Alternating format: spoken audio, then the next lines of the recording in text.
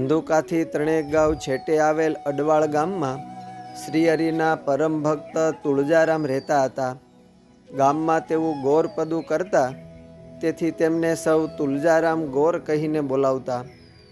અંતરિયાળ ગામોમાં રહેલા પોતાના ભક્તોના મનોરથ પૂર્ણ કરવા શ્રીજી મહારાજ અનેક વખત અવનવી લીલાઓ અને અનેરું સુખ આપતા.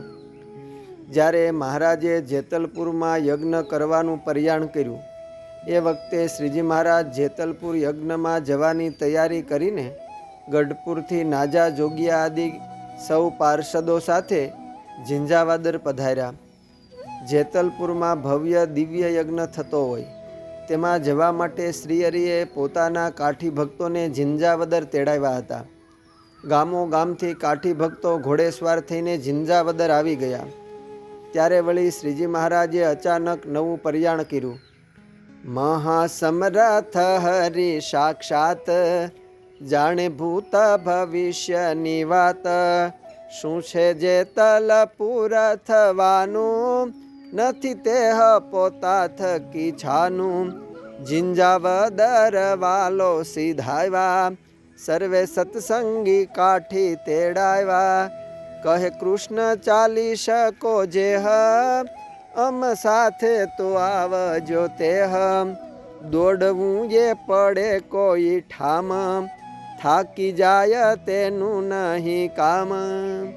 શ્રીજી મહારાજ સાથે આવવા ઘોડા ઉપર સરસામાન સાથે તૈયાર થઈને ઝીંઝાવદર આવેલા દરબારોને જેતલપુર યજ્ઞની શ્રીજી મહારાજે વાત કરી કે અમારે જેતલપુર યજ્ઞ કરવા માટે જવું છે, પરંતુ જેને અમારી સાથે જેતલપુર આવવું હોય તેઓને અમારી સાથે પગપાળા આવવું પડશે.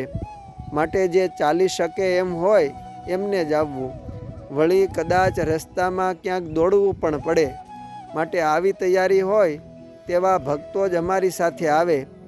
આમ મહારાજની આજ્ઞા થતાં દરબારોએ પોતાના ઘોડા પાછા પરત પોતાને ગામ મોકલ્યા. ઘોડા વિના ક્યાંય નહીં જનારા મોટા મોટા ગામધણી દરબારો મહારાજ સાથે પગપાળા ચાલવા તૈયાર થયા. હાલ પ્રદેશના વગડાવ રસ્તે ચાલતા ચાલતા મહારાજ ભક્તોના સંઘ સાથે અડવાળ ગામે આવ્યા અને તે ગામમાં રહેતા પ્રેમી ભક્ત તુલજાશંકર બ્રાહ્મણને ઘેર પધાર્યા. ભાલ પ્રદેશનું આ અડવાળ ગામ ધંધુકાથી 3 ગાંવ દૂર આવેલ છે.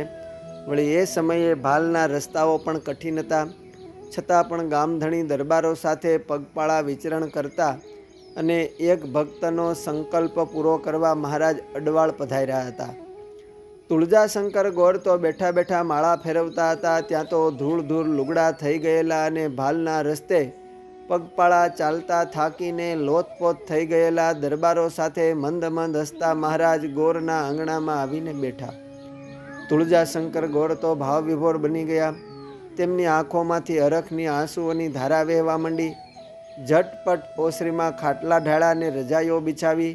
મહારાજ માટે એક સારો ઢોલિયો હતો, તેના ઉપર ગાડલું પાથરીને બેઠક કરી. શ્રીહરિને તથા દરબારોને ઉનામણું ભરીને ગરમ પાણી કરાવીને હાથ પગ ધોવરાવ્યા. તુળજાશંકર ગોરને મહારાજને પોતાને ઘેર પધારે, પોતે થાળ કરીને જમાડે એવો સંકલ્પ ઘણા વખતથી હતો. આજે તો જાણે એકાએક જ શ્રીહરિ એમના ઉપર અનરાધાર અષાઢી મેઘની જેમ વરસ્યા. તુલજારામ અતિ હરખ ઘેલા થઈ ગયા. મહારાજની આજ્ઞા લઈ તુળજાશંકર ગોર ઝટપટ રસોઈ કરવા લાગ્યા. રસોઈ કરીને થાળ પીરસો, બાજોટ ઢાળીને તેના ઉપર મહારાજને વિરાજમાન કરીને સામે બીજા બાજોટ ઉપર થાળ મૂકીને મહારાજને અતિ હેતે પીરસીને જમાડ્યા. આમ મહારાજે પોતાના પ્રેમી ભક્ત તુળજાશંકર ગોરની ઈચ્છા પૂર્ણ કરી. તુળજાશંકર ગોરે મહારાજ સાથે પધારેલા સર્વે કાઠી દરબારો તથા પાર્ષદોને પણ ખૂબ ભાવથી જમાડ્યા. સૌ ચાલીને આવ્યા હોવાથી ખૂબ થાક્યા હતા. બધા તેમના ઘરે રાહત રહ્યા. બીજે દિવસે ત્યાંથી મહારાજ સંઘ સાથે બળોલ તરફ જવા નીકળ્યા. નિષ્કુળાનંદ સ્વામીએ પણ ભક્ત ચિંતામણીના પ્રકરણ 118ની પંક્તિ 24માં આ અડવાળના પ્રેમી ભક્ત તુલજારામ ગોરને ચિંતવતા લખ્યું છે કે ભક્ત ભાટ છે વખતો નામ, રૂડો ભક્ત છે રાય કે ગામ. દ્વિજ ભક્ત છે તુલજારામ, બાઈ ગલાલ અડવાળ ગામ. અસ્તુ. જય સ્વામિનારાયણ. શ્રી ભક્ત ચિંતામણીના મુક્તોના ચિંતનમાંથી.